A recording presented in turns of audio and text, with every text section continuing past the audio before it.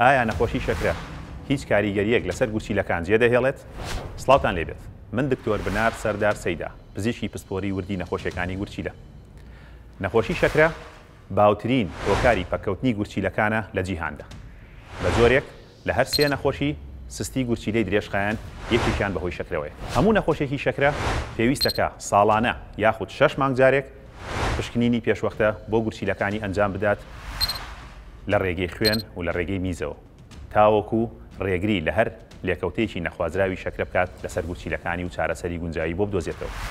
لە سەرەتادا نەخۆشەکە هیچ نیشانەیەکی لەسەر دروست نابێت، بەڵام لە قۆناغەکانی کۆتاییدا نەخۆشەکە ئەکرێت لە ڕێگەی ئاوسانی پەلەکان، ئاوسانی دەموچاو، بەرزبوونەوەی فشاری خوێن و کەمبوونەوەی ڕێژەی میزکردنەوە هەستی پێ بکات کە لەم کاتەدا پێدەچێت چارەسەرکردنی زۆر زەحمەت بێت. بێگومان چارەسەرکردنی نەخۆشی شەکرەکە و لە ڕێگەی پارێز و عیلاج و متابعەوە دەتوانێت ڕێگری لە زۆرینەی کاریگەری شەکرە بکات لەسەر گورچیلە. بۆیە کاتێکت بەڕێزت شەکرەت هەیە پێویستە کات ئاگاداری تەندروستی گورچیلەکانت بیت و متابعیان بکەیت. بە هیوای ساغ و سەلامەت و تەندروستی بۆ هەموو لایەک. سمارت وەرچەرخانە.